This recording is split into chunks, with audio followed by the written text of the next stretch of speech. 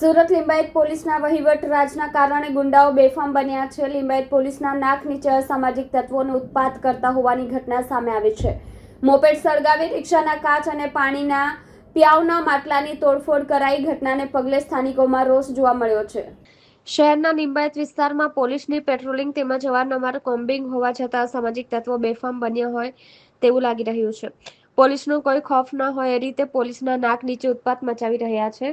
ગઈકાલે રાત્રે લિંબાયતના નૂરે ઇલાહી નગરમાં અસામાજિક તત્વોએ એક મોપેડને આગ ચાપીને સળગાવી દીધી હતી. એટલું જ નહીં, એક ઓટો રિક્ષા પણ પાણીના પ્યાવનો માટલો પણ તોડી નાખ્યો હતો. આ ઘટનાને પગલે સ્થાનિક લોકોમાં આવા તત્વો સામે રોષ જોવા મળ્યો હતો. મોરે કિશને જણાવ્યું હતું કે મોડી રાત્રે 3 વાગ્યા પછી તેમની મોપેડને કોઈ અજાણ્યા ઇસમોએ આગ ચાપી સળગાવી દીધી હતી. એટલું જ નહીં, આ સિવાય અસામાજિક તત્વોએ એક રિક્ષામાં કાચ તોડી નાખ્યા હતા તેમજ લોકો માટે પાણીના પ્યાવનું માટલું પણ તોડી નાખ્યું હતું.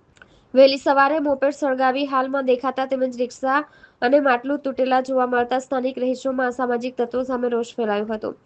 વધુમાં મોરે કિશને જણાવ્યું હતું કે તેમની મોપેડને કોઈએ સળગાવી દીધી હતી. આ અંગે તેઓ ફરિયાદ કરવા માટે લિંબાયત પોલીસ મથકે ગયા હતા, પરંતુ ત્યાં હાજર પોલીસ કર્મીએ તાત્કાલિક ફરિયાદ નોંધવાને બદલે નાના બાળકો ફટાકડા ફોડતા હોય તેના કારણે આગ લાગી ગઈ હોય તેવી વાત કરી હતી. વધુમાં અસામાજિક તત્વોનો ત્રાસ અને આવી ઘટનાઓને પગલે સ્થાનિક પોલીસની કામગીરી સામે પણ સવાલો ઉઠવા પામ્યા છે. क्या नाम है तेरा? मेरा नाम मोरे किशन है। किशन, क्या हुआ? रात को 3-3:30 बजे के गाड़ी के अंदर मेरी गाड़ी किसी ने जला दिया। मैंने पुलिस के अंदर कंप्लेन भी किया। कौन सा पुलिस स्टेशन गया था? लिंबायत पुलिस स्टेशन के अंदर।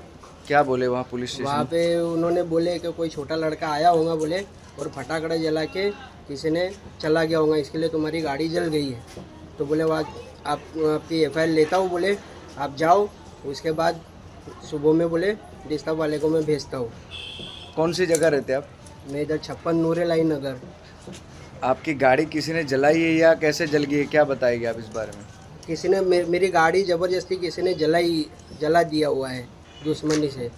और इस विस्तार में और भी कोई नुकसान हुआ है? और बहुत सारे नुकसान होते हैं। यहाँ पे कांच फोड़ दिया है। इधर पहले भी 15-20 दिन पहले गाड़ी जला दिया था, उसकी भी कोई कार्यवाही नहीं की। रात को क्या हुआ? रात को कल रात को आपकी गाड़ी जलाने के अलावा और क्या नुकसान किया है? मटका फोड़ दिया है आगे की गली के अंदर, और एक रिक्शा का पूरा कांच फोड़ दिया है। और ये तीसरी मेरी घटना ये है कि मेरी गाड़ी भी जला दिया हुआ है। पता है ये लोग कौन है ऐसा करने वाले? नहीं, मुझे नहीं पता है अभी फ़िलहाल। उनके लिए मैंने बोला हुआ है कि थोड़ी तपास करो, फिर भी उन लोगों कोई मेरे बात कान पे नहीं ले रहे हैं, ना मेरी सुनवाई ले रहे हैं।